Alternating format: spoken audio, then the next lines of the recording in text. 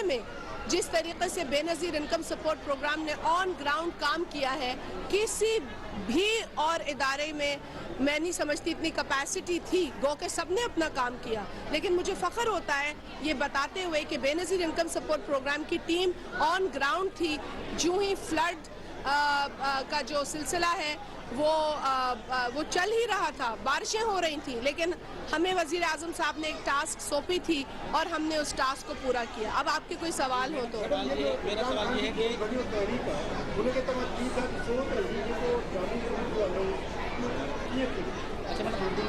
ہاں thank you.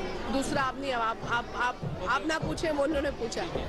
دیکھیں عمران نیازی جو ہے وہ بطور وزیر اعظم بھی نوٹنکی لگاتا تھا، اور آج بطور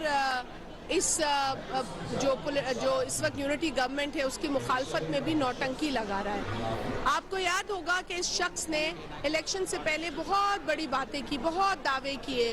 اس نے یہ تک کہا کہ میرے پاس 200 لوگوں کی ٹیم موجود ہے۔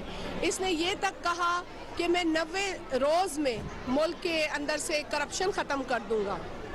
اس نے یہ تک کہا کہ میں IMF کے سامنے نہیں جاؤں گا، اور اگر جانا پڑے تو میں خودکشی کر لوں گا۔ میں یہ باتیں اس لیے دہرانا ضروری سمجھتی ہوں کہ یہ بھول جاتا ہے کہ لوگوں کی یادداشت جو ہے وہ کمزور نہیں ہے، لیکن ہمیں نہیں بھولنا چاہیے، ہمیں لوگوں کو بیوقوف نہیں سمجھنا چاہیے۔ لوگوں نے دیکھا کہ 90 روز میں کرپشن دور تو نہیں ہوئی، لیکن عمران خان کی کرپشن کے پول کھل گئے ہیں۔ لوگوں نے دیکھا کہ IMF کے سامنے نہ صرف یہ گیا بلکہ اس نے ان شرائط پر IMF کو حامی بھری جو ہمارے حق میں نہیں تھی، کیونکہ وہ بہت سخت شرائط تھی۔ ایک پروگرام پہ جب دستخط ہوتا ہے IMF کے تو وہ بحیثیت ملک ہوتا ہے۔ عمران نیازی کی پرسنل وہ معاہدہ نہیں تھا، وہ ملک کا معاہدہ تھا، اور ہمیں اب بھگتنا پڑتا ہے ان چیزوں کو۔